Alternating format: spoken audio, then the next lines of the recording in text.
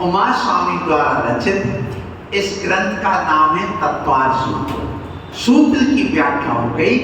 अब तत्वार्थ की बात आती है। देखिए यहाँ पर तत्वार्थ शब्द क्यों लिया गया? तत्व सूत्र ने कहा, तत्वार्थ सूत्र कहा, तो इसके संबंध में यहाँ स्वयं उमा स्वामी महाराज ने जब यहाँ सम्यक दर्शन ज्ञान चारित्राणि मोक्ष मार्ग ये मोक्ष मार्ग का कथन किया है, उसके बाद में वहाँ का तत्वार्थ श्रद्धानम सम्यक, तत्व श्रद्धानम सम्यक दर्शन नहीं कहा। यदि तत्व श्रद्धानम सम्यक दर्शन कहते तो बहुत बड़ी समस्या आ जाती। तो यहाँ पर कहते हैं तत्वार्थ श्रद्धानम सम्यक दर्शनम। तो सुनिए, तत् माने उसका, उसका माने जो 7 तत्व हैं। उत्वा शब्द जो है तत्व पने, तो तत्व किसे कहते हैं? जो जिस रूप में है उसी रूप में रहने को तत्व कहते हैं। तत्भावम तत्व, जो जिस रूप में है वह उसी रूप में उसका रहना एक तत्व कहलाता है। फिर अर्थ माने पदार्थ, मतलब ये होगा कि भगवान ने तत्व का भी वर्णन किया है और पदार्थ का भी वर्णन किया। पदार्थ होते हैं कितने? 9 और तत्व कितने होते हैं? 7। तो अर्थ माने पदार्थ भी लेना, 2 चीजें होंगी। फिर इसके अलावा सुनिए, तत्वार्थ इसलिए भी कहा गया कि सुनो, तत्वों पर श्रद्धा करना सम्यक दर्शन नहीं। जो पदार्थ जिस रूप में है, तो तत्वार्थ अर्थ माने जो जिस रूप में पदार्थ कहे गए उस रूप में श्रद्धा करना से सम्यक दर्शन है। जैसे जीव का जैसा स्वरूप कहा उसको उसी रूप में स्वीकार करना, उसी रूप में श्रद्धा करना, जो तत्वार्थ है। तत्व नहीं, तत्व तो अलग अलग लोगों ने अलग अलग प्रकार के तत्वों को स्वीकार किया है। आपको मालूम हो कि जैन दर्शन में तत्व अलग हैं और वैष्णव आदि संप्रदाय में तत्व अलग हैं, और इन्होंने इन तत्वों को अलग अलग स्वीकार किया है। इसमें आपको मालूम हो कि जैसे बौद्ध मत वालों ने 75 तत्व स्वीकार किए और अपने यहाँ पर 7 ही तत्व है। अब नहीं आए कौन है, 16 तत्व स्वीकार किए, उनके यहाँ भी तत्व है। अब देखिए वैशेषिक दर्शन वालों ने 6 तत्व स्वीकार किए। फिर सुनिए, सांख्य दर्शन वालों ने 25 तत्व स्वीकार किए। फिर जो इसमें योग पतंजलि जो चल रहा है इसमें 26 तत्व स्वीकार किए, और 4 वाद वालों ने 5 तत्व स्वीकार किए। अब ये बताइए, तत्व तो सबने स्वीकार किए, उन्होंने जीव की परिभाषा। अब 4 वाद वाला क्या कहता है कि बस जहां पंचभूत मिल गए, पृथ्वी जल अग्नि वायु आदि, सो वहां जीव पैदा हो गया। तो जो पंचभूतों से बनता है, गर्मी आती है, गर्मी समाप्त होती, मर जाता है, समाप्त हो जाता, बोलना करना, उसे जीव कहते हैं। इसको स्वीकार करोगे क्या? नहीं। तो तत्वार्थ शब्द क्यों डाला? कि जो जैसे वास्तव में जिस द्रव्य का, जिस तत्व का जैसा स्वरूप है उसको अर्थ माने वैसा स्वीकार करना, सो क्या है? तत्वार्थ है। उस पर श्रद्धा करना सो सही सम्यक दर्शन है। इसलिए तत्वार्थ में अर्थ शब्द डाला गया है। ये बात आप लोगों ने समझी। अब आगे अपन और समझेंगे। तो जैन दर्शन के अनुसार तत्व कितने हैं? आप 75 तत्व स्वीकार करोगे बौद्ध मत के? नहीं। आप नैयायिक के 16 तत्व स्वीकार करोगे? वहां प्रमाण प्रमेय आदि को तत्व कह दिया, अपने यहाँ ये तत्व नहीं है। वहां पर जो ये आपके बौद्ध मती हैं, वहां चित्त को तत्व कह दिया, आकाश को तत्व कह दिया। अब यहां हम उसको स्वीकार नहीं करेंगे।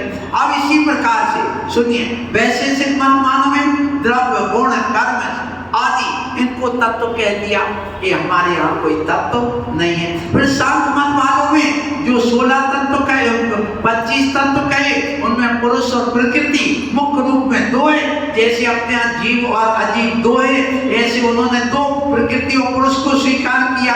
अब प्रकृति के 24 विकार और पुरुष एक मिलाकर के 25 तत्व मान लीजिए, तो ये हमारे यहाँ स्वीकार नहीं है।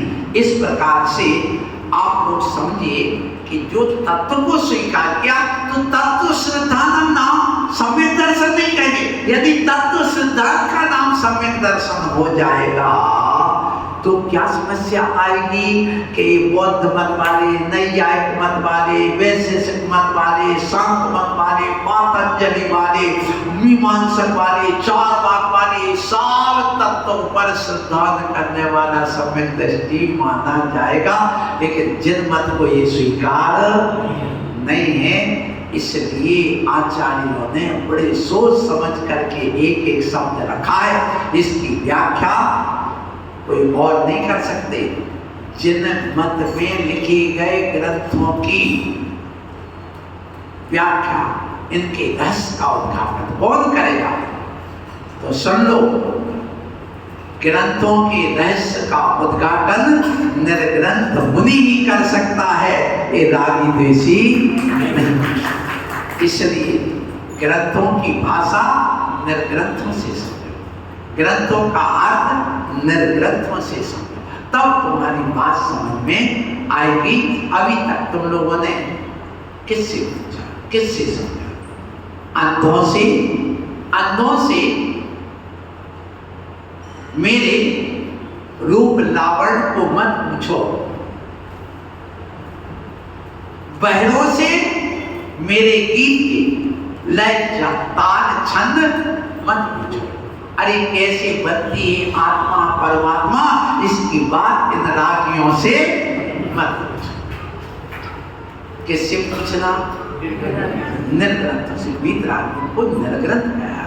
इन वीतरागियों से पूछोगे तो रहस्य आपको समझ में आ जाएगा। तो आज का जो क्लास अपनी है, उस क्लास में आज अपन ने इस तत्वार्थ सूत्र ग्रंथ नाम क्यों पढ़ा, एक दो अलग अलग भाग में आपने समझा।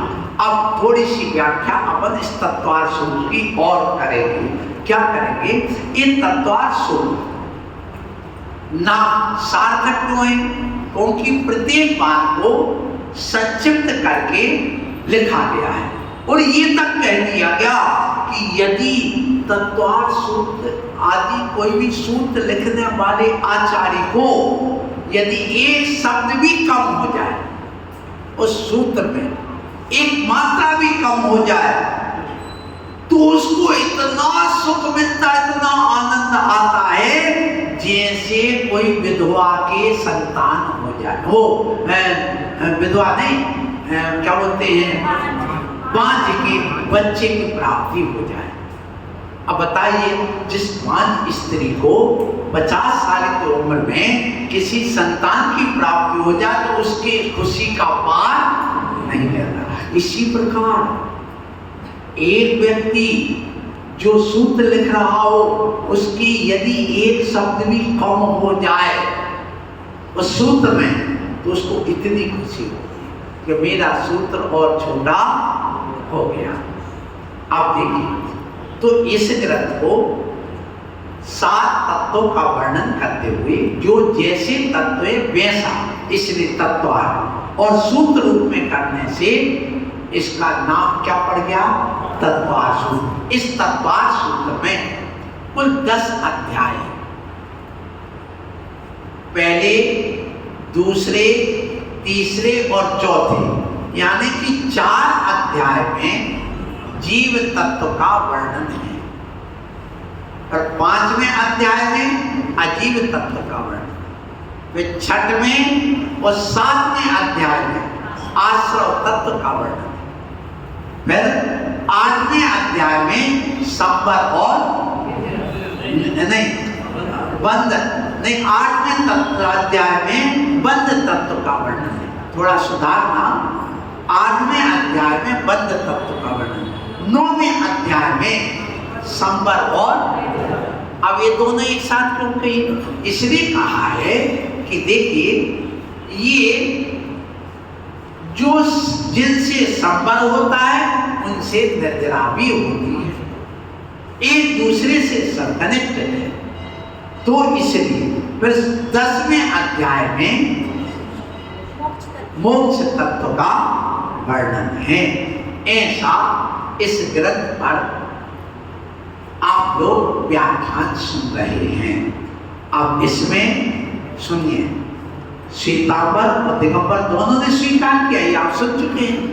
अब दिगंबरों ने भी अब एक एक शब्द में अनंत अनंत अर्थ गर्भित थे, तो इस सूत्र पर व्याख्या की। उस व्याख्या करने को वार्तिक कहते हैं या वृत्ति कहते हैं। जब किसी सूत्र पर व्याख्या की जाती है तो उसको वार्तिक कहते हैं। टीका, टीका कहो, वार्तिक कहो, भाष्य कहो, वृत्ति कहो, एक ही बात है। तो आचार्यों ने बड़ी बड़ी भाष्य लिख दी, जैसे समंतभद्र स्वामी ने गंधहस्ती महाभाष्य नाम का ग्रंथ लिखा, जो आज अनुपलब्ध है। हमारे पूज्यपाद स्वामी ने सर्वार्थ भाष्य लिख दी। हमारे अकलंक देव स्वामी ने राजवार्तिक लिख दी, तत्वार्थ राजवार्तिक। विद्यानंदी ने तत्वार्थ श्लोक वार्तिक लिख दी, और श्रुत सागर सूरी ने तत्वार्थ वृत्ति नाम का ग्रंथ लिख दिया, इसी पर विस्तार करके 1000 पृष्ठ का। मैं आज भगवान से प्रार्थना करता हूं, हे पारसनाथ भगवान, मुझे ऐसी शक्ति देना कि मैंने भी एक कार्य इसी पर करना चालू किया है, और उस कार्य को मैंने नाम दिया है सूत्र वार्तिक। कौन सा? वो। इसलिए जो अभी हमने सूत्र की व्याख्या की, ये सारी व्याख्या उसमें हमने लिखी है, जो आपको बताई है, क्योंकि इसकी व्याख्या कहीं विशेष नहीं। तो अब आती है बात कि यहाँ मंगलाचरण किया गया, और इस मंगलाचरण में सबसे पहले ये ध्यान रखना कि मोक्ष मार्ग से नेतारम ये कहा गया, मोक्ष मार्ग के नेताओं। एक विशेषण भेदतारम कर्म भोगताम, कर्म रूपी पर्वतों को भेद डाला है, दूसरा विशेषण। तीसरा ज्ञातारम विश्व तत्वानाम, और समस्त विश्व के तत्वों को जान लिया। ये 3 चीजें हैं, और यही 3 हमारे सर्वज्ञ हितोपदेशी और क्या वीतराग, ये 3 हमारे आप के परमात्मा के विशेषण। ये तीनों विशेषण के लिए यहाँ पर एक मंगलाचरण लिखा गया है। देखिए सबसे पहले क्या कहा? मोक्ष मार्ग से नेता, मोक्ष मार्ग के नेता का हितोपदेशी। मोक्ष मार्ग के नेता का क्या हो गया?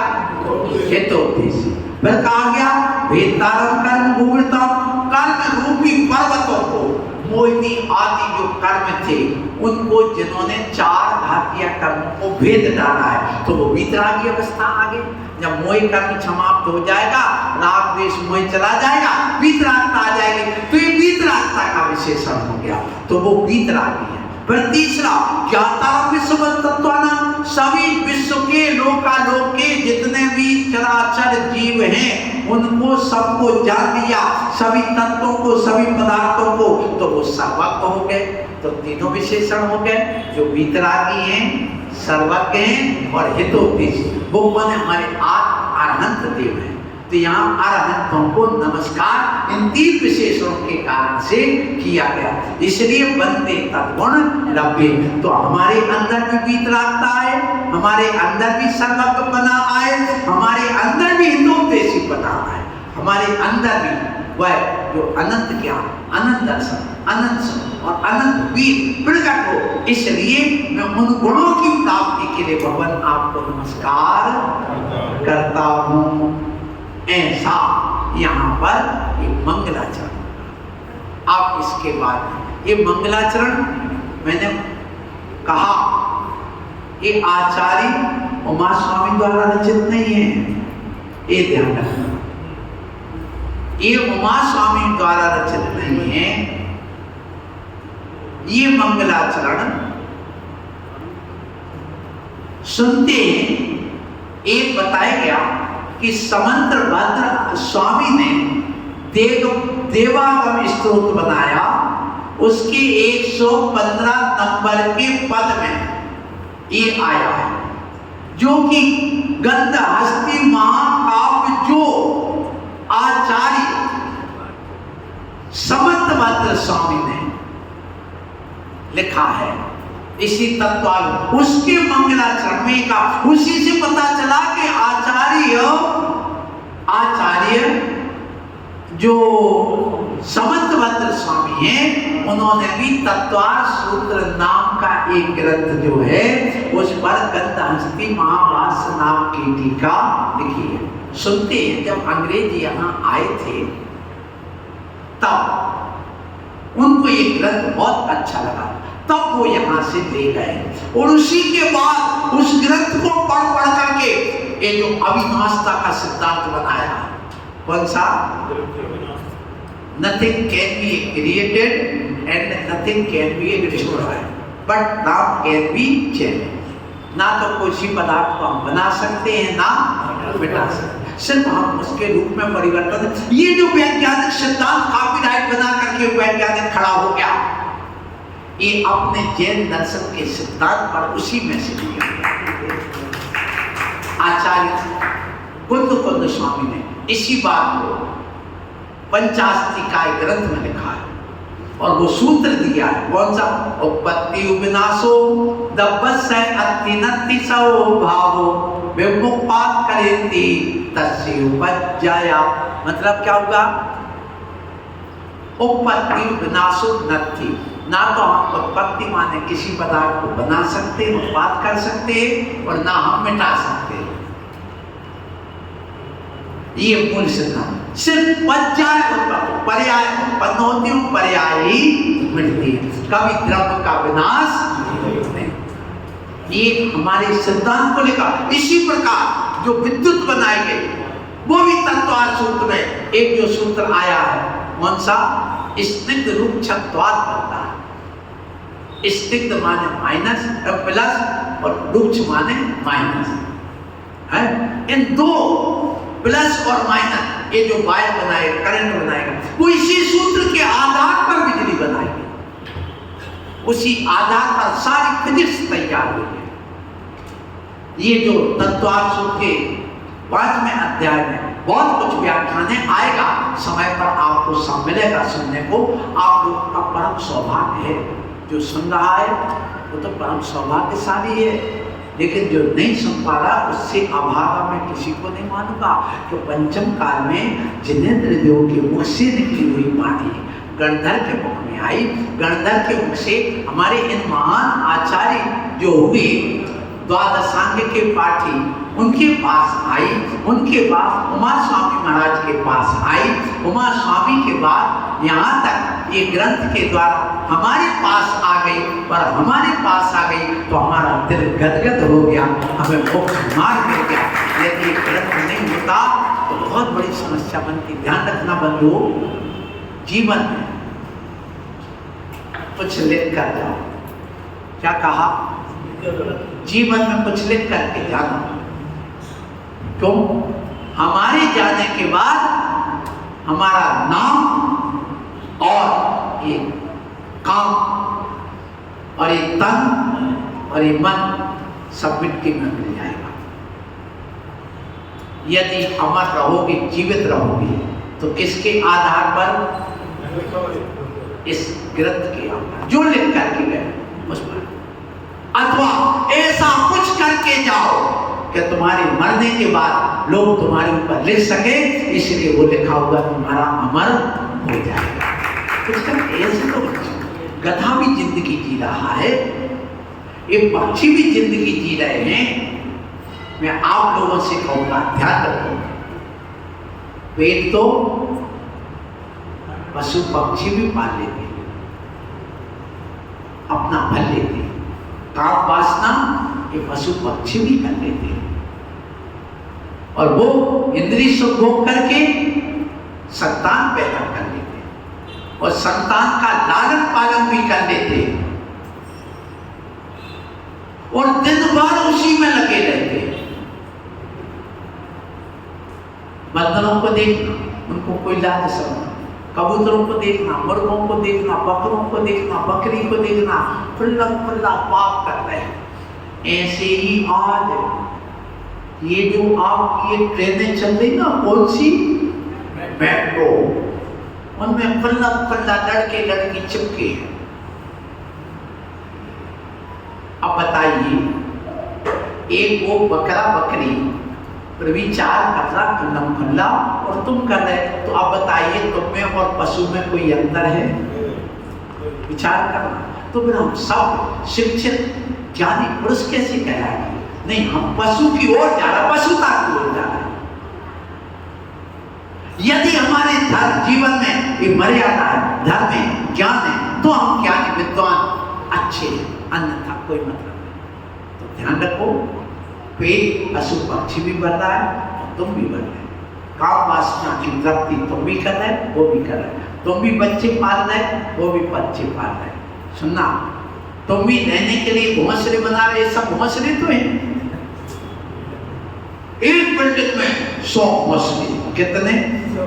और 200 पक्षी उसमें रह रहे, क्योंकि आज तो दो ही बच्चे से दोनों रह रहे एक साथ। तो अब देखिए, विचार करना, वो बच्चों सहित रह रहे, तुम भी रह रहे हो, तो तुमने कौन सा बड़ा काम कर दिया? यदि जीवन में तुमने इस ज्ञान को नहीं लिया और आचरण को निर्धारण किया, तो तुम में और पशु में कोई अंतर नहीं है। बस अंतर है, मैं बार बार कहता हूँ कि पशु में और इंसान में यदि वही क्रिया कर रहे, तो सिर्फ 2 अंतर हैं। पशु के पास में सींग और पूंछ है, और इंसान के पास दाढ़ी और पूंछ है। बस इतने ही अंतर है, और इससे ज्यादा अंतर नहीं है। शेष बात हम कल करेंगे। बोलो महावीर।